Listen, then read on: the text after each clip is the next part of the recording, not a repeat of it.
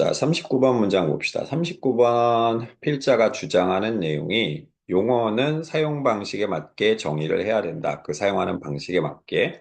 하지만 철학 논의에서는 새로운 용어는 창조할 필요가 있다. 필요하면 새로운 용어를 창조할 필요가 있다가 주장하는 얘기 있습니다. 자, 일반적으로 더 좋다라고 얘기했죠. 구조가 살짝 복잡해요. 만약 네 정의가, 용어에 대한 정의죠. 이게 일치한다면 좋습니다. 자, 아주 밀접하게 일치하면 좋은데, 클라우스 때문에 의투 썼죠. 그죠? 뭐뭐와 가깝게라는 뜻입니다. 방식과 가깝게 일치하면, 네 정의가, 용어에 대한 정의가 방식과 일치하면 더 좋습니다. 가깝게. 자, 어떤 방식이냐면 용어가 일반적으로 사용되는 방식과 일치하면 좋아.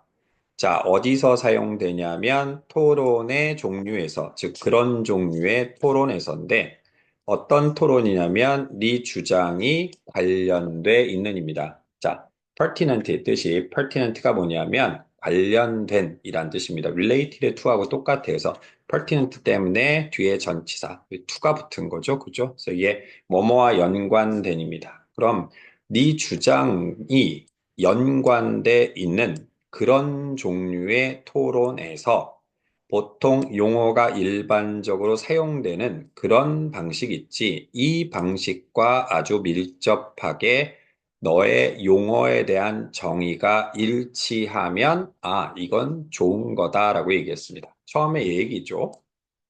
방식에 맞게 정의하는데 이 정의가 일치한다는 얘기지. 네가 사용하는 방식과 맞으면 좋다. 근데 어떤 경우가 있냐면, 하지만 경우가 있을 겁니다. where로 꾸며주죠. 관계부사로 경우 꾸며주지. 자, 적절하고요. 심지어 필요한 경우가 있습니다. 투부정사 진주어겠죠. 이 가짜 주어입니다. 만드는 것이, 코인 만들다지, 그지? 특별한 사용을 만드는 것이, 특별한 사용, 용법을 만드는 것이, 용도를 만드는 것이 필요한 그런 경우가 있습니다. 뒤에 뭘 통해서냐면 어쩔 뭐뭐한 것이죠. 철학자들이 부르는 것을 통해서입니다. 콜 A, B의 얘는 B입니다. 당연히 A를 빼고 그냥 B로로 붙이면 되죠. 즉 자극적 정의, 자극적 정의로 철학자가 부르는 것을 통해서 특별한 사용을 만드는 것이 필요한 이런 경우도 있을 겁니다. 즉 새로운 뭐니 용어가 필요할 수도 있다는 얘기예요. 이것이 아마 그런 경우일 것이다. 역시 경우 꾸며주죠. 관계부사예요. 현재 렉시컨의 뜻은 어휘 목록쯤 되죠. 사전이나. 그럼 현재 어휘 목록이나 사전이 구별을 만들 수 없는 그런 경우가 있을 거다라고 얘기했습니다. 구분을 할 수 없는 관계대명사 절이죠. 주어 동사 있죠. 관계대명사 절에 주어하고 동사는 삽입이 될 수 있습니다. 컴마를 안 찍고 그냥 뭐뭐가 뭐뭐 하기로 해석하면 되고 여기가 관계대명사도 주격 관계대명사를 얘가 동사니까 였다 하는을 붙여서 구분을 꾸며주면 되죠. 다시 할게요. 자, 이것이 그런 경우다라고 얘기했는데 현재 어휘 목록이 구분을 만들어낼 수 없는 그런 경우입니다. 어떤 구분이냐면 네가 생각하기에 철학적으로 중요한 이런 구분을 현재 어휘 목록이 못 만들어내는 거야. 이런 경우가 있겠지. 이러면 어떻게? 새로운 용어를 만들어야 된다는 얘기입니다. 예를 들어서 우리가 용어를 가지고 있지 않아. 자, ordinary language에선 용어가 없습니다. 일반 언어에선 용어가 없는데 역시 관계대명사 절이고 텀 꾸며주는 거죠. 어떤 용어냐면 묘사하는 용어입니다. 기억을 묘사하는데 근데 not necessary가 반드시 뭐뭐한 건 아니다니까 기억은 반드시 기억은 아닌 기억입니다.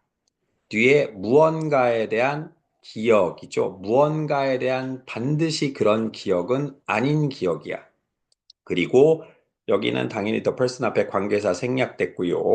역시 그 사람이 주어고 having it 있지. 그것을 가지고 있느니 사람 꾸며주죠. 그것이 가리키는 건 기억입니다. 기억을 가지고 있는 그 사람이 경험했던 바로 그 무언가에 대한 기억은 아닐 수도 있는 그런 기억을 묘사하는 이런 용어를 우리가 가지고 있지 않다는 얘기입니다. 복잡해요. 이렇게 보면 도대체 이게 무슨 말인가 하는데 뒤에 보면은 정확하게 알 수 있습니다. 자, 그런 게 발생할 수 있어. 지금 좀 전에 얘기했던 앞문장과 같은 경우가 발생할 수 있는데 예를 들면 만약 내가 어떻게든지 공유를 한 거야. 너의 기억을 공유한 겁니다. 그럼 다시 얘기하면 내가 네 기억을 공유했으니까 네 기억을 나도 가지고 있지만 내가 직접 반드시 경험한 거, 내가 경험한 건 아닌데 기억으로 가지고 있는 거지.